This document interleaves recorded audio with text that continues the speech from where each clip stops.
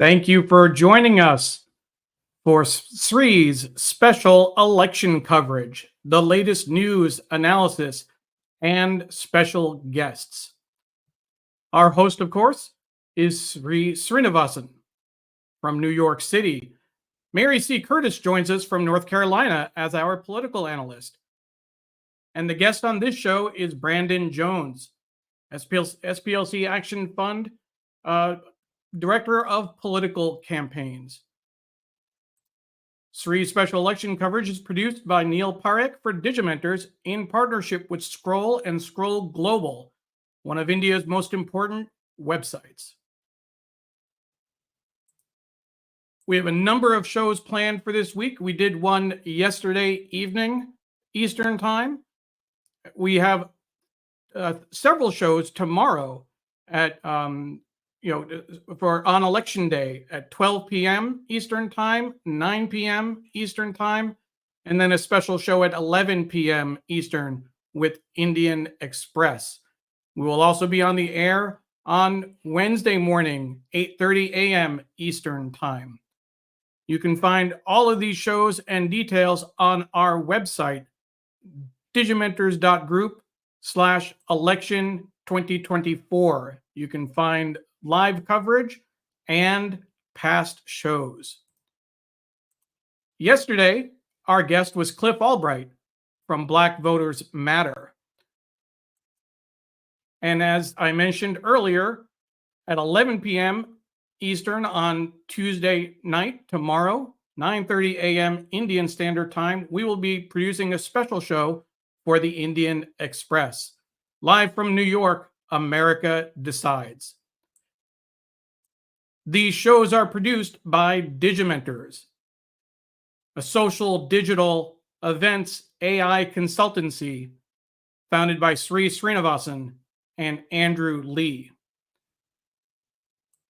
Again, our guest for this show is Brandon Jones, Director of Political Campaigns with the SPLC Action Fund. That's the Southern Poverty Law Center Action Fund. Mary C. Curtis, a CQ roll call columnist and Equal Time podcast host, is our political analyst. And our host, of course, is Sree Srinivasan. He is a New York City-based journalist. We're live on Facebook, Twitter, LinkedIn, YouTube, and our Digimentors website and Instagram. We're also live on two of Scroll's channels, Facebook and YouTube. Thank you to everyone watching on Scroll. Now, without further ado, let's bring on our host, Sree Srinivasan. Hello, everyone. Welcome to Election Eve coverage on Scroll and Scroll Global. I'm so delighted that you are all with us, watching us live or later. We're on Facebook, on Twitter, on YouTube, on Instagram, on LinkedIn, and on digimentors.group. We want you to tag a friend, anyone who would be interested in understanding what's going on with the elections. We want you to tag them. They can watch us live or watch us later. I know some of you are watching in India. Many of you are watching in India, where it's already election day, Tuesday, but here it's election eve, Monday, when we are coming live to you. We are so delighted that we can bring you coverage where we can spend time understanding the issues, not just discussing them and just having people shout at each other, but we want to help you understand what's happening with this election and what it means in the United States. We are focusing, we'll of course look at the presidential elections, but we're focusing especially on what we call the down-ballot races. That means other seats that are up for grabs, the Senate, the House of Representatives, but there are so many other elections that are happening across the United States. One thing that so many people are asking me is, when will we know? Will we know on Tuesday night in the US? And the answer is, we don't know if we'll know, because in some election years, by about 11 p.m. Eastern Time, we do know who has won. In other years, it has taken a day or two. With Biden's election in 2020, it took all the way till Saturday to know who had won the election. And if anyone tells you that they know what's happening with this election, they are not being truthful, because nobody knows. The presidential election is a toss-up. All the latest polls tell us that. Now it's all about turnout. And we will be trying to understand what are the things that drive turnout, and how will we know how the election is going, and when will we know it? One of the things that I try to remind people is that in the 2020 election, Joe Biden got 81 million votes. Donald Trump got 74 million votes, but 64 million people didn't vote. 64 million people didn't vote in an election that was decided by a few hundred votes in the different election places in the major swing states. So turnout matters, and the chance to have an impact in this election matters based on how people decide to vote. They've been inundated by ads, and there's so much going on, but we're going to help you understand all of it. Just a reminder that this is just one of the many shows we're doing, and we're going to show you once more so you can tell your friends and you can be ready. We're now on the Monday 9 p.m. show in the US. That means it's Tuesday at 7:30 a.m. in India already. And then on election day, we will be live at noon in Eastern time, which will be about 10:30 p.m. in India. And then we will be live at 9 p.m. Tuesday in the US, which will be, of course, 7:30 a.m. in India. And those are the shows on Scroll. And on Tuesday night at 11 p.m., right about that time when we may start to really understand who's ahead in this election, we will have live from New York, America Decides on the Indian Express. So please join us for that show as well. So right now, what you can do is tag your friends and tell them to watch. Let's see who is watching. Jonathan Borstein is watching. Greetings from New York. Diana Rohini is watching from the San Francisco Bay Area. Welcome. Sudha Parekh is watching from from Hastings on Hudson. And Paula Kiger is watching from Tallahassee, Florida. Thank you, Brandon and team, for what you and SPLC do. And hello, Mary, grateful for so many who care about the fate of our democracy. I think with that, we are ready to bring in our guest, Brandon, and to hear from him at this moment about what is happening with the elections and to understand the state of the race. Brandon Jones is Director of Political Campaigns for the SPLC Action Fund, part of the Southern Poverty Law Center, one of the most important civil rights and social justice organizations in the United States. Please welcome Brandon Jones.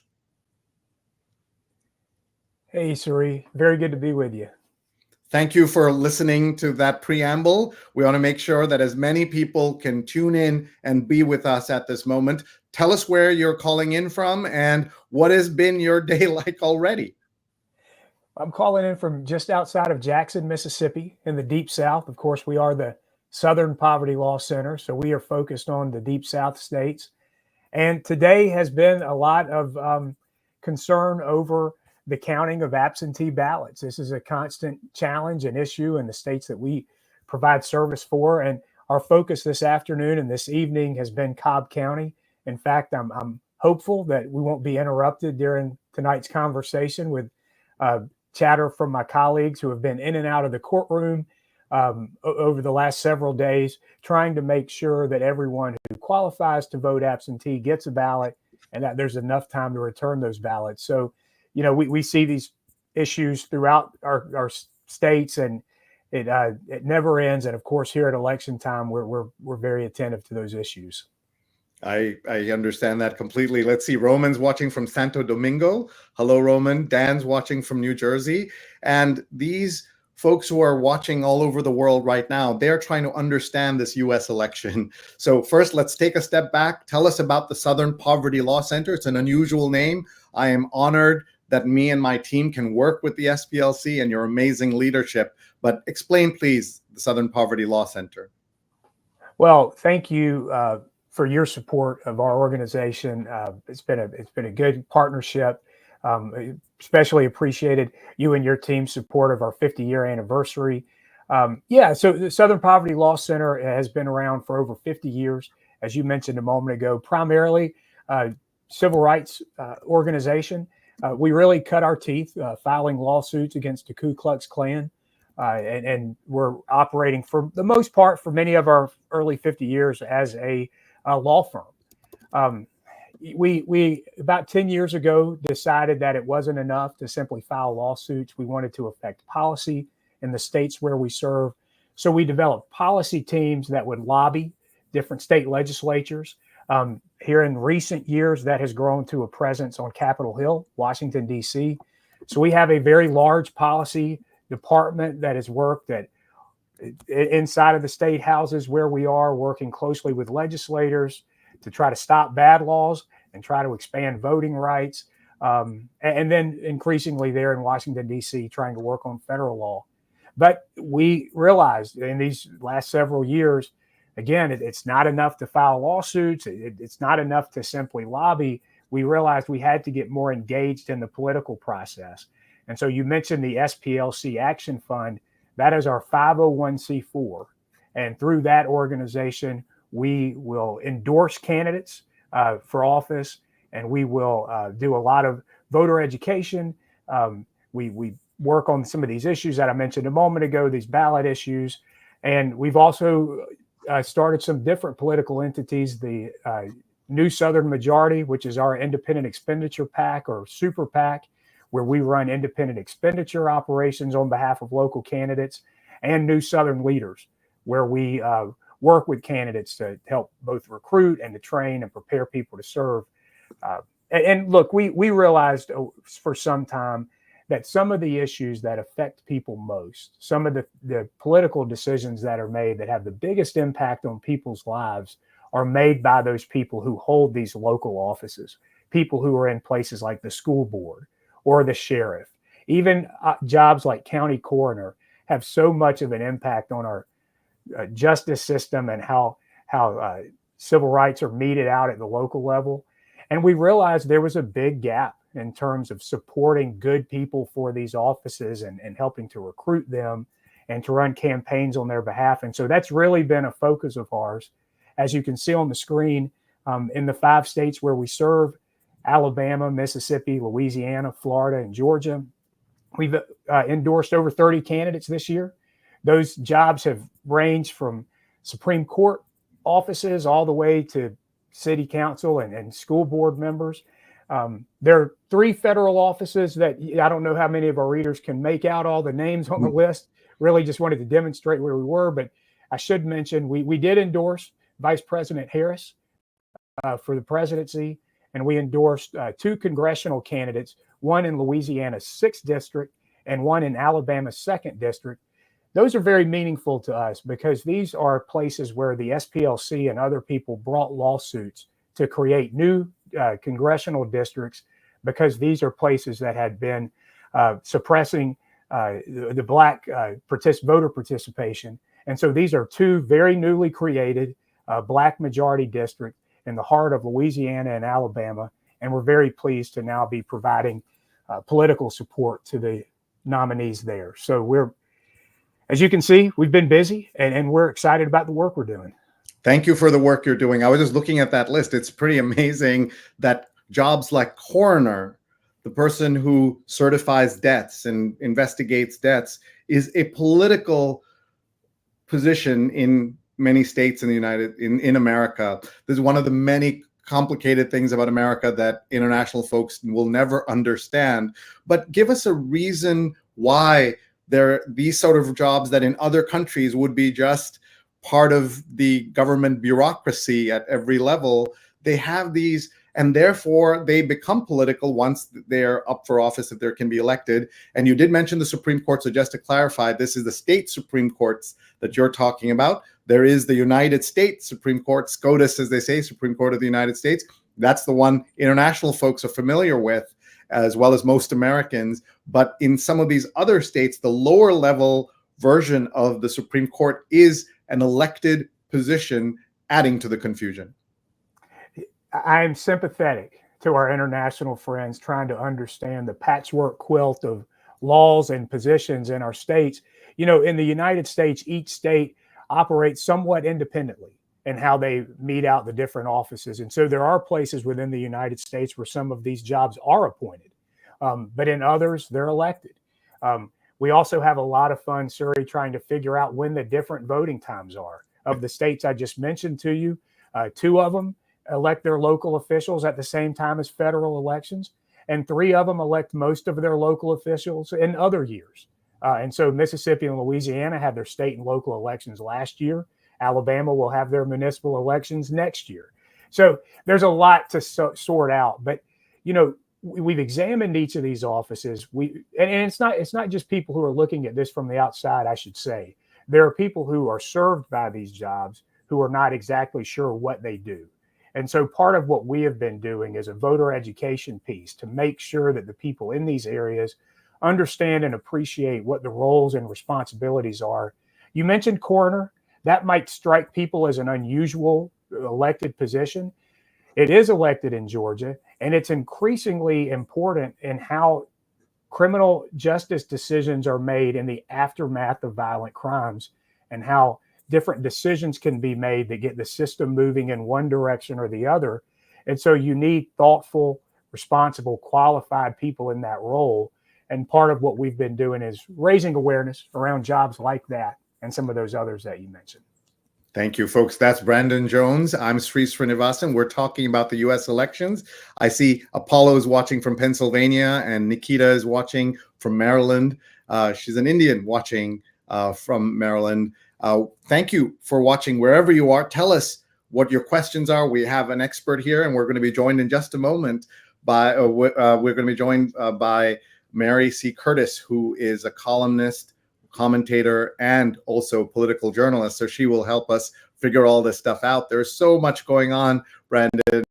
And so what are the things that you're going to be looking for on election night that affect the things that you're worried about, but also the general overall patterns, and what's going to happen tomorrow during the day? Yeah, there are 2 states that I think are relevant to our work at the local level, but also have ramifications for some of these issues that are making national waves. One that's very obvious, of course, one of our swing states in our country is Georgia. It's an emerging purple state that has a lot of focus on it. We mentioned some of these local jobs. 2 of those that we're working on are in Cobb County, and I would define Cobb County as a swing county and a swing state. The school board there is the 3rd largest in the state. Has been sort of the tip of the spear for some of the book bans that people may have heard of, some of the issues around teaching of real history, things of that nature. And so we're happy to be supporting Laura Judge and Andrew Cole for the school board there. And what you learn when you bring people out for local races in a place like Cobb County, obviously those voters also participate at the top of the ticket. So we're hopeful that the work that we're doing on the local level to encourage people to participate in their school board election encourages them to vote at the federal level. So we'll have our eyes on Cobb County and the other 6 counties that are in that Atlanta metro area to get a sense of where Georgia is going to land. Georgia will be among one of the first swing states that we get results from. And so we'll be looking there. And then down in Florida, people may remember Florida is a former swing state, a place that used to be kind of the center of the political universe in the United States, has since that time become increasingly red. But there is a abortion measure that's on the ballot there that we will be paying attention to, in addition to school board races there. Thank you. We have so many questions and comments coming in. Vikram is watching from Fremont. Diana says, agree with Brandon on the school board races. Even in our very blue state, California, we're seeing extremists running for school boards. A group of us started Lift Up Public Schools to fight this wave of ultra-right from winning these important down-ballot races. Thank you for bringing these issues up in this coverage. And Linda is watching from New York 19, where it looks like we may retake our House seat. Go Josh Riley, she says. So on that note, let's bring in our dear friend, Mary C. Curtis, who is a commentator. She is a columnist for CQ and the host of the podcast Equal Time, which I want everyone to sign up for. Please find her, please follow her, and please welcome Mary C. Curtis. Thank you. It's great being here, and it's great listening to Brandon. I'm based in another southern state, North Carolina, where we have a lot of down ballot races. One in particular is the superintendent of public instruction, which would be in charge of all of the public schools and the budgeting.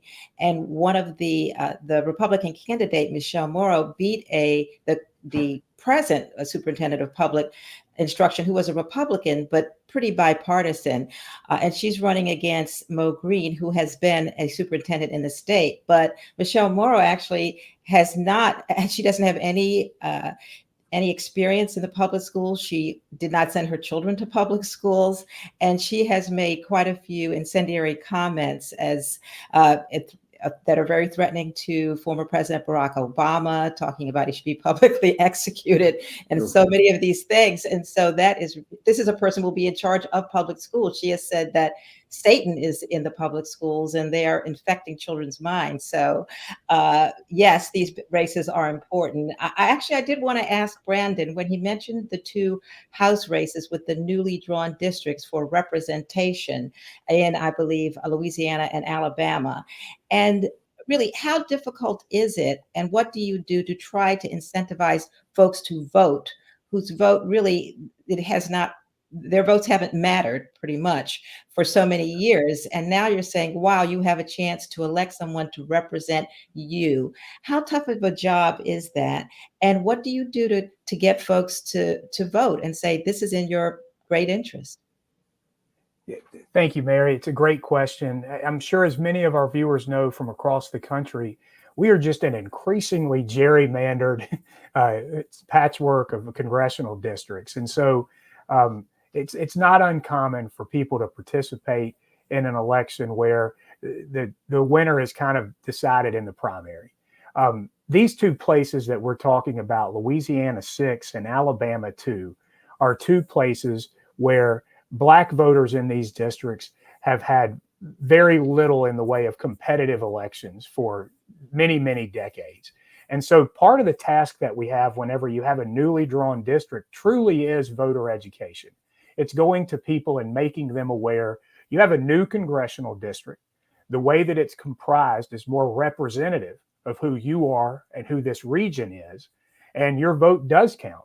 And so we've spent an incredible amount of time simply reaching out to voters, making sure they're aware of the change, making sure that they understand the geographic boundary that now exists. In the case of Alabama, this district now runs from Mobile on the Gulf Coast all the way up to Montgomery, there, the capital.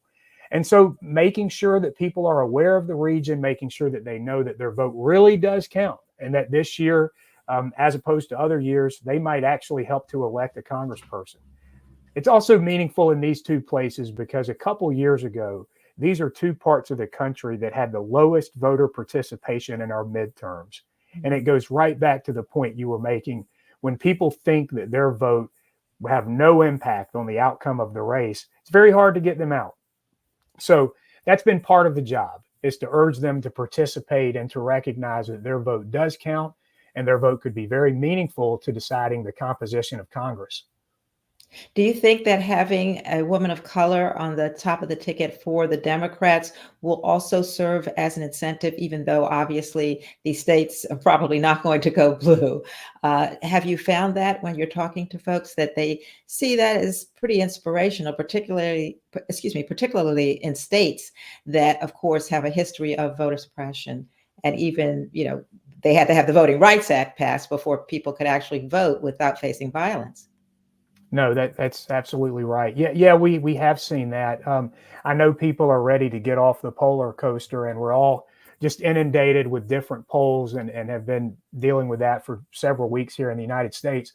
But we polled in Alabama prior to the switch, whenever President Biden looked to be the nominee.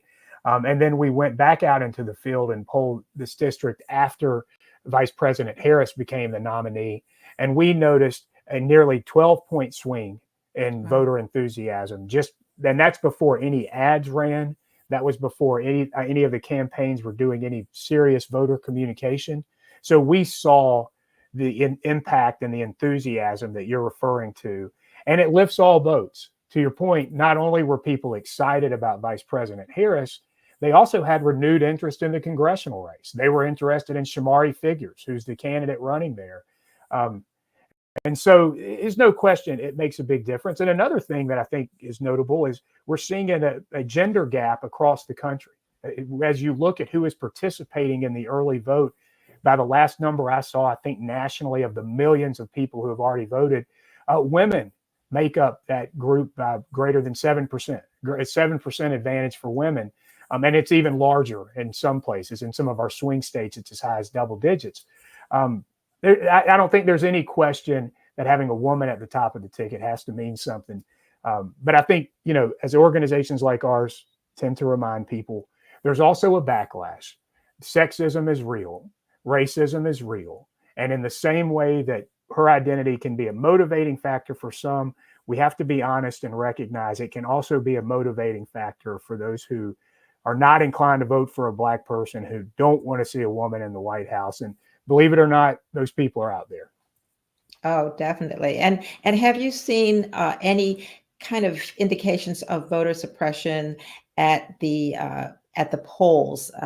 I know Neil has some articles that we pulled up about efforts, since the Voting Rights Act of 1965, we saw that many states had to have federal election monitors come into the states to make sure that everybody was getting their right to vote.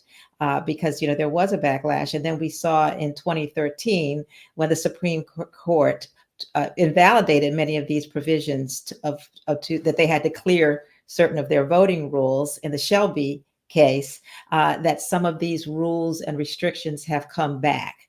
And we see even in states like Texas and Florida, as you would expect, that they're saying that federal election monitors cannot come into the polling places because they feel they're doing a good enough job. And others are saying, they actually have federal election monitors going into some counties because there have been complaints. Do you see this, Brandon, in some of your states that you cover, that you have to combat some of these efforts at discouraging or even intimidating voters of color?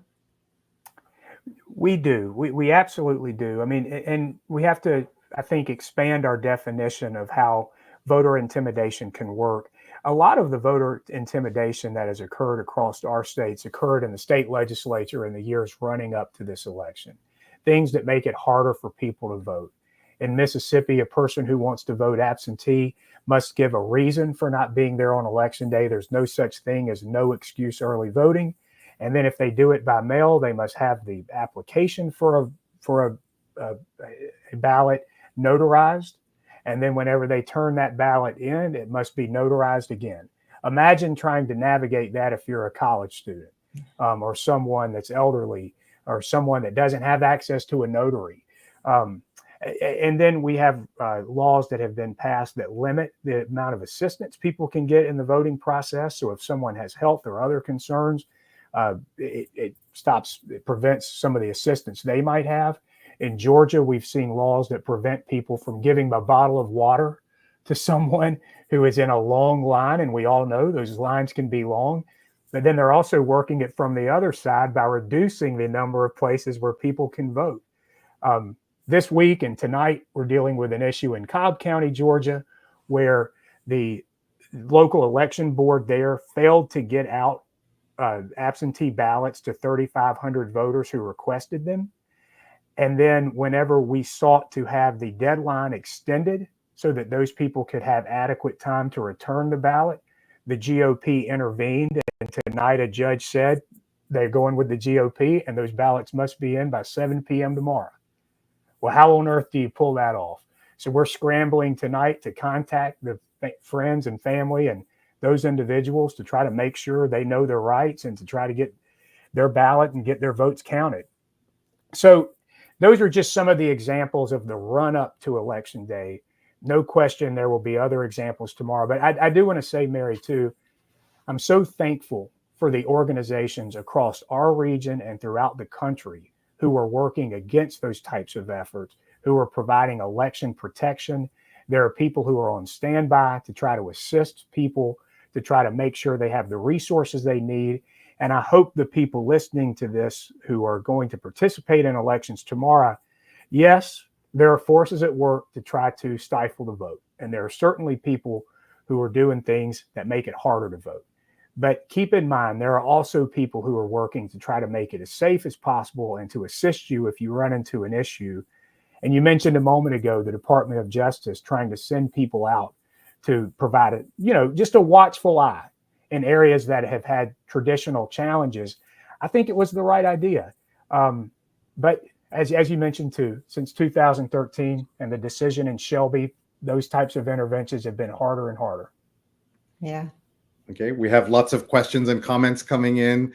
Thank you so much. That's Mary C. Curtis from North Carolina. That's Brandon Jones from SPLC, who is in Mississippi. We're so grateful to all of you for being here and for watching. We have a question. Nikita is asking, what are the swing state stances looking like for this election? So what I want to do is first explain what a swing state is to everyone who's watching. This is a website called 270 to Win. And what it does is it shows you the swing states by, those are the ones that are in this tan color, right? So you can see the number of states that are already solid red or leaning red. You can see Iowa, Ohio, for example. And then blue, dark blue means solid Democratic, and then light blue is leaning Democratic. And then these tan ones decide where the election is going to be with the president. So the question was trying to understand on the presidential level, but also on the local level. So maybe Brandon, you can explain a little bit about, the impact that the presidential election can have on the down ballot races in these swing states. People who may not go to vote might be excited about a big presidential election versus what we call the midterms, as we had in 2022, rather than in 2020 or now in 2024. So if you can explain some of that, that would be great. And I want to hear from Mary as well.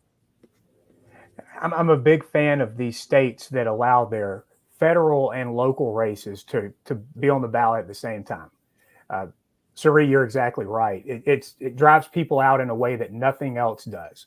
And so it just creates an opportunity for you to talk to people about these down ballot races in a way that you don't get in a typical election year.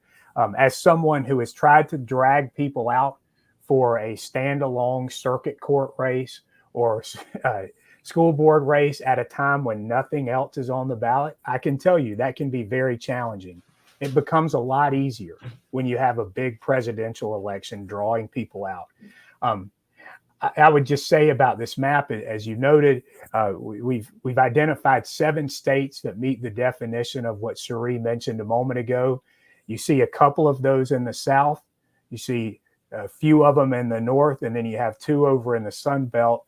And I have no doubt we'll all be watching those very closely. I noticed, though, Mary, that the 2 in the South, the Georgia and North Carolina, the expectation is that we might get results a little bit sooner in those places this time. Maybe so, maybe not. But the way that they're going to count is a little bit different from 4 years ago. But anyway, those will be some states that we'll be looking for early on. Yeah, I'm looking at that tan North Carolina. When you talk about down ballot, we have that big wild card that everyone's heard of, who's Mark Robinson, the Republican running for governor, who had CNN reported these texts and things that were found. But even before that, he had some very incendiary comments about abortion rights, where he said very insulting things about women. I really feel like I can't even say half the things he said. And in the polling now, he is running far, far behind the current Attorney General, Josh Stein, who is running for governor. And of course, there's some folks wondering, will there be reverse coattails? Because in the presidential level, it's very much tied. And we see that Donald Trump was again in North Carolina today, because I feel like he really needs those 16 electoral votes. Kamala Harris, the vice president, would love to have those. She doesn't. She has other paths. He does as well, but it would be much more difficult if he loses North Carolina, which was his narrowest win in in 2020. Yes, in 2020, it was as narrow as, it was like a little bit over 1%. But North Carolina has not gone for a Democratic president since 2008, Barack Obama. So that is one where they're hoping, actually, and wondering if a down ballot race will have an effect on the rest of the ticket, and if that will help all the rest of the Democrats who are running for everything from public instruction and so forth. But we also have seen Hurricane Helene. How will that have an effect? Because we've seen really strong voting. It's stronger than the last election, even though they had to make some accommodations because the polling sites and precincts have been changed or destroyed. So that's kind of interesting. And we have seen our court strike down some things that Republicans tried to do. They tried to strike 225,000 people off the rolls who they said might be non-citizens. They said, well, it's too close, you can't do that. And we have seen some signs in polling places that had to be taken down that said in Spanish, if you are not a citizen, you can go to jail for voting. That is true in a sense, of course, but it also was thought of as voter intimidation since these signs were only in Spanish. So as Brandon attested, since the repeal of some of the provisions in the Voting Rights Act, we've seen all of these kinds of tactics, which we didn't see when states had to pre-clear any change in their voting rules and regulations with the federal government before they could take place. It's almost like you're playing whack-a-mole, trying to hit that. And groups like Brandon's are trying to provide other paths to make sure folks' votes get counted. A Virginia principal went to vote. She was asked whether she was a citizen. The incident played out as Donald Trump and many Republicans are falsely claiming that waves of non-citizens are voting. And so they're eyeballing people and then deciding to ask, which is just so ridiculous. Aisha Sultan, the very well-known distinguished columnist for the St. Louis Post-Dispatch, has a comment here, not in a swing state, but a very, very important ballot initiative that would overturn Missouri's near total abortion ban. Down ballot matters. And so you are seeing, as Mary and Brandon have explained, that you can have something that's, you know, for some things, the top of the ticket kind of drags everybody over and gives incentive. And then sometimes it's the other way around from the lower parts of the ticket. And these initiatives are also so important. Brandon, talk a little bit about that, please, and explain to folks how these tickets, how these initiatives matter. People have perhaps heard of ones in California. Famously, California has a lot of citizen initiatives, but they have them in many states, most states, all states. Yeah. I wish we had them in all states, but no. These ballot initiatives are a form of direct democracy, and we're all familiar with how Congress is gerrymandered. That word we use to say it gets kind of drawn to favor one party or another.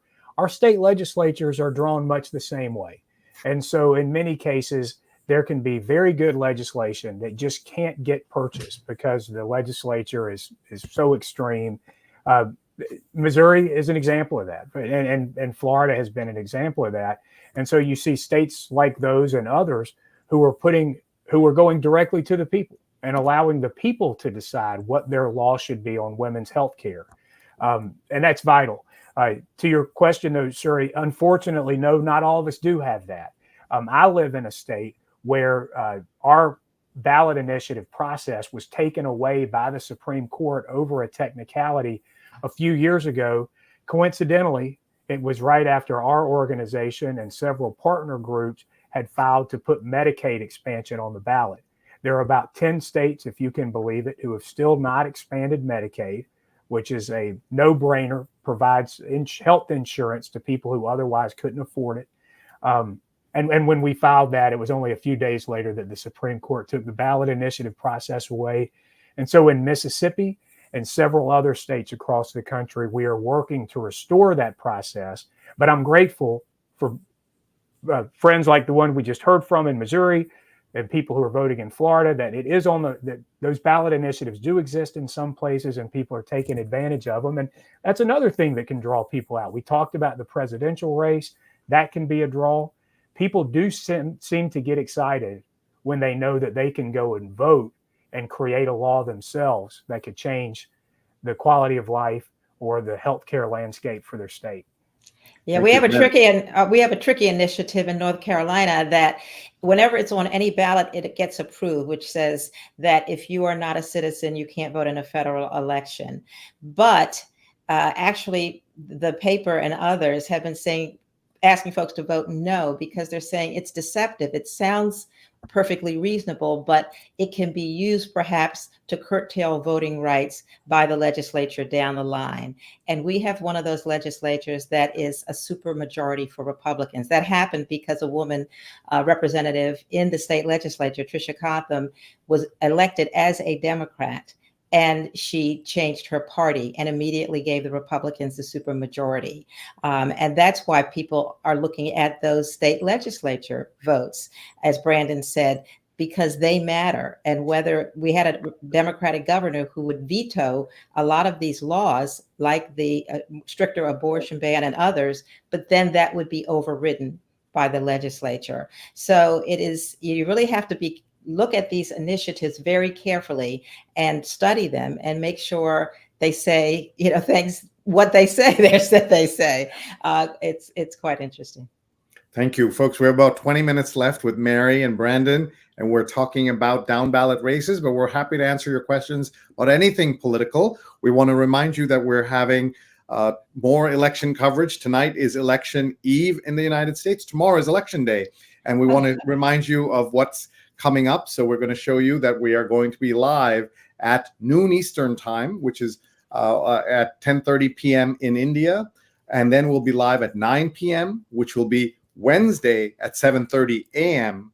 And then we'll have a 1-hour show at 11 p.m. Eastern time, just as some of the most important polls are closing, when we will present Indian Express U.S. election show, and it is called America Decides. And so we want you to join us for that show. That's Tuesday night, 11 p.m. and Wednesday morning in India. And you can do the math for the rest of the world. Europe, I know people will be getting up, because I was in Europe when that famous first and only debate between Joe Biden and Donald Trump took place. And I woke up to try to pay attention to what was going on. So thank you, everybody, for watching now. But please mark your calendars so you can join us tomorrow for those races as well. So we have only a little bit of time, so we want to get through some questions. Apollo asks, that old Electoral College, every 4 years, it's the measured momentum of controlled revolution. How do you like that? That's almost poetry from Apollo. It's a fervent prayer that it delivers for Kamala. Now, poetry aside, Brandon, your thoughts on the Electoral College. The reason it exists, we know, is so that the states can have equal say in the Senate and other parts of the government. But your thoughts about the Electoral College? Well, the history of the Electoral College in the United States is not unlike the history of so many things, and it was primarily to lock in the political power of white men. It offends everything that we think about in terms of fairness. And in most places, when we vote, we assume that the people who get the most votes would be the person who's elected. It's a little confounding. It takes places like Mississippi and Missouri, Arkansas, voters in states across the country, and minimizes the vote of those individuals. I think it'd be better for all of us and better for our leadership if folks who got the most votes were the ones who attained office. And we already live, as I've mentioned several times, in these deeply gerrymandered states, many of us. And so it would be nice to have a true voice in selecting the president of your country. The Electoral College is a bit of a handicap to that. Thank you, folks. I'm Sree Srinivasan, Mary C. Curtis, Brandon Jones. We're answering your questions about all things to do with the elections, though we're focusing on down ballot races. I'm going to ask our producer, Neil Parekh, to put back on the screen the endorsements list that Brandon put in. And I want to hear Mary's thoughts as we look at the coroner, we look at various board level seats, district judges, school board district. What does this say about the state of democracy, Mary, when you see this? Some people look at this and say, isn't it great that you can vote for these people? And then others will be very upset seeing this and all the shenanigans that can take place. Mary. Well, I hosted not too long ago a panel on voting and voting in North Carolina. And one of the panelists was a county commissioner. And he said how difficult it was to get people to care about some of them. And then he had to ask them, when someone dies and you need a death certificate, you go to this county clerk. Who is this person? What do you need to do? So a lot of it has to do with civics education that I think that we need more of in this country, in our schools, that we actually know what all of these people do and how important it is to your day-to-day life. I always like to say when people say, I'm not interested in politics, and I always say, well, politics is interested in you. Everything that happens in your life, these little decisions you have to make, and things like this, when you have an elderly parent and you need some help getting some red tape, cut, who do you go to? How can you get this done? And so it's great that we are able to do this and vote for these folks. But at the same time, I think that a lot of people really need to understand just how much this can either help you in your daily life or gum it up. And, so many of these jobs, they're talking now that if Donald Trump gets elected, he will take a lot of expertise out of the field and put in political appointments. And when that happens, well, people who don't have expertise in this field, people who don't have experience in the fields, things won't happen that need to happen. And that's why we really need to do research on every candidate. And that's the difficulty of people who are on Team Red or Team Blue and really just trust that everything will be okay, because it won't. Brandon, this is the question. How do you get people to care about these smaller races when so many people don't even care about the presidential race, the one that gets all the attention? So what are some of the ways in which SPLC Action Fund is able to drive attention and make sure that people turn out to vote? Well, Mary, I think we want to clip what Mary just said and maybe use that in some of our voter education. That was a pretty good commercial. But, think about it this way. If you go to get your car tag, or if you need to get married, or if you need to get divorced, or if you need to have a family member, get some much needed assistance because of whatever stage of life they may be in.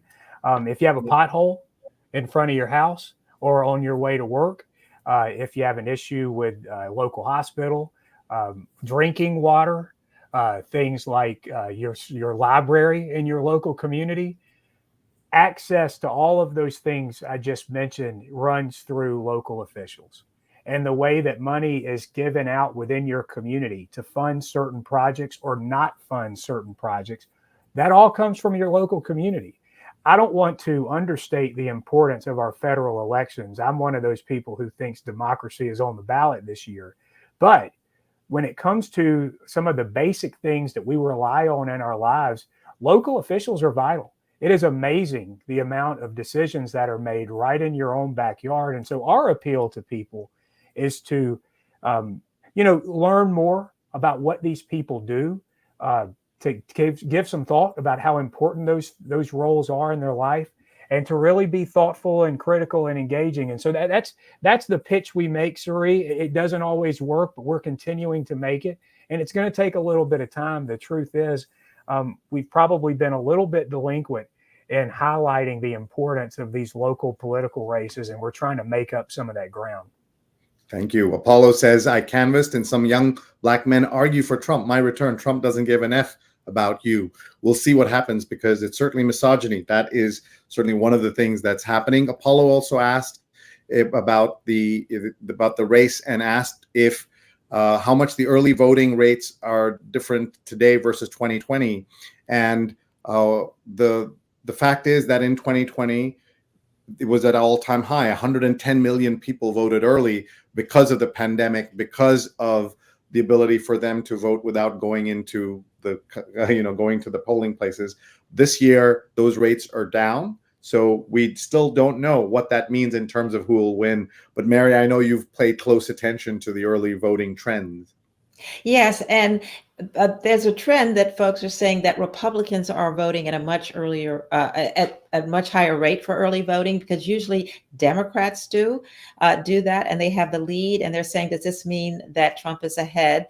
Well, the thing of it is, remember that Trump used to say that don't vote early, vote on election day. You can't trust mail-in or early voting. And then he changed his tune. So this year he asked a lot of Republicans, you've got to go out and vote early. So folks are wondering, well, does that mean that it's a cannibalization of the election day vote, and that there'll be fewer Republicans voting on election day because more are heeding Trump? Others are saying, is there a secret Republicans for Kamala Harris voting going on there, particularly among Republican women? So even though it's up and Republicans are voting at a much more even rate than Democrats in this year, it's still, I think, difficult and a little dangerous to try to draw too much out of it. Sure, thank you. We're just going to go through some comments. Aisha says, my prediction is the Missouri voters will vote to overturn the GOP's extreme abortion ban, and our supermajority GOP-controlled state legislature will do everything in its power to overturn the will of the people via endless legal challenges. Even when we vote to restore reproductive rights, it will be the start of a long fight to truly restore what we've had taken from us. Thank you, Aisha. Everyone, please find Aisha's very important columns on politics, society, and so much more on the St. Louis Post-Dispatch website. Diana asks, what resources do you suggest that help make people care more about down-ballot races, especially school boards? Is there a podcast, book, or report that the general public should know about? So let's go to Brandon with that question. Yeah, well, we have two websites that I'll point to that we post resources on and updates on some of our work, and those can be gateways into some of that information. The SPLC actionfund.org, that is our C4's website. There you can see work that's taking place in the state, and it touches on virtually every issue we've talked about tonight. And then our Super PAC, where we run our independent expenditures on behalf of campaigns, that can be found at newsouthernmajority.org. So I would certainly point people there. And there are so many websites and books and resources. I would screw up if I mentioned some without others. So maybe that's something I'll provide to our friends here at the show for posting later. But we try to keep people up to speed with some of that information and through our socials. And there's some information about podcasts and others that way too. Thank you, Mary. Your thoughts on how to drive people to care about school boards, where you're hearing that the right-wing extremists have taken over school boards, even in blue states. And I will also note that the conservative movement understood the value of judicial races, understood the value of seeding, SEEDING, seeding the judicial system, so that one day they could end up with a 6-3 majority, which they have now in the Supreme Court. And so, whereas a lot of Democrats seem to be focused on the Senate, Congress, and the presidential election, these grassroots right-wing folks who are often not grassroots but supported by big corporations, they have a way in which they have gotten onto these much smaller platforms, seemingly smaller platforms, Mary.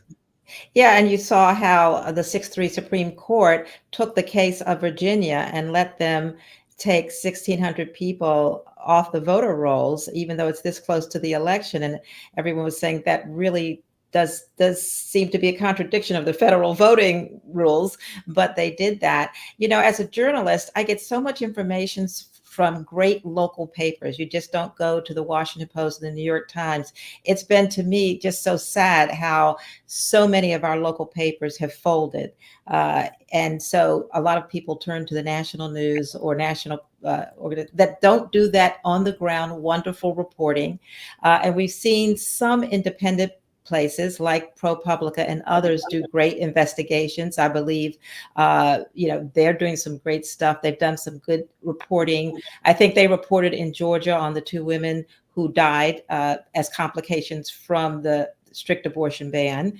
But it's just much more difficult now. And even local television stations, it's tough because you have groups like Sinclair buying up a bunch of them and insisting that they have certain kind of editorials on them. So you have to be a careful reader of these organizations to see how independent they are. But I'm not going to get in here. I'm still going to recommend that, great local papers to see what's going on in the individual states, because you can't always depend on the national organizations and the national newspapers and networks to do it.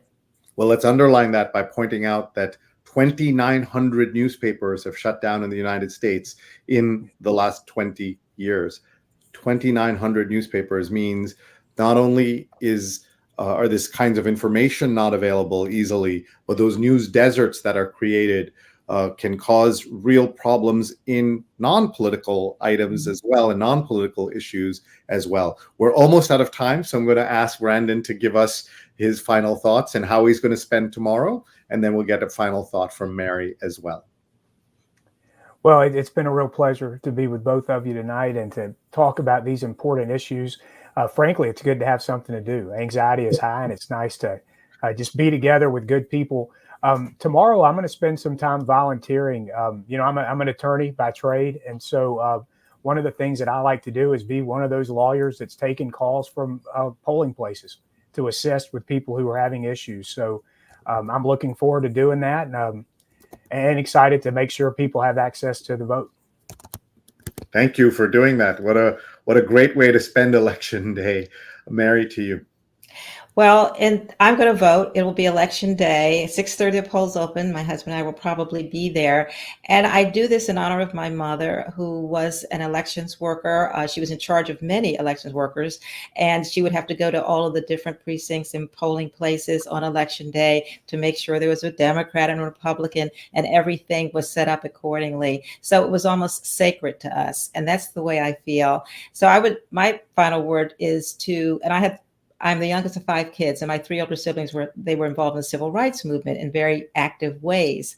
And to me, when people say I can't be bothered to vote, or it's raining, or it won't make a difference, I tell you, if it's just dog catcher and there's one person on the ballot, I vote, because I think of John Lewis and Medgar Evers and folks like that who really fought and died in many cases for my right to vote. And John Lewis, the late congressman, who when he was in his 20s was walking across that bridge, with his little backpack, getting beaten. And then he became a congressman. And near the end of his life, he still was fighting after the overturning of some of the provisions of the Voting Rights Act, but he still fought. He was a joyful warrior, but he fought. So I would just tell folks, think of all the people that made sacrifices to make democracy work in a more equal way, and let that be your inspiration, because it surely is mine. Oh, what a beautiful way to end this show. Folks, you've been listening to Brandon Jones, SPLC Action Fund, Mary C. Curtis, wonderful commentator and friend. She'll be back with us tomorrow. Let's remind you of the shows we have coming up. We have a show at noon Eastern time tomorrow, which is in India at 10:30 p.m. on Tuesday, Election Day. And then on Tuesday night, we will also be live at 9 p.m. and 11 p.m. And that means we'll be live on Wednesday morning in India, where you will be able to watch our shows. We will also be live for 1 hour at 11 p.m.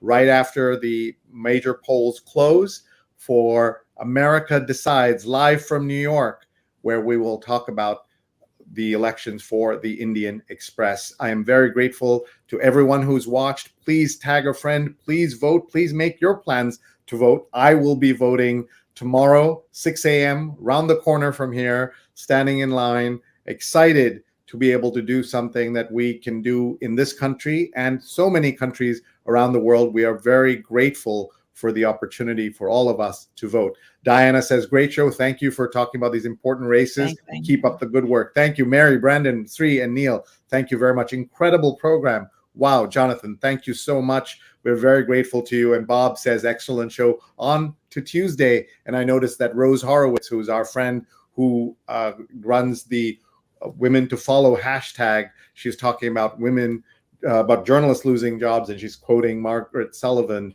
who is a astute commentator on the media. So with that, we will thank everyone again for watching. Thank you, Marion and Brandon. Hard work is good work. Joyful warriors. We appreciate you all very much, and we will see you again on these election shows. Thank you very much, and please reach out if you have any questions or comments. Thanks, everybody. We'll see you soon. Bye.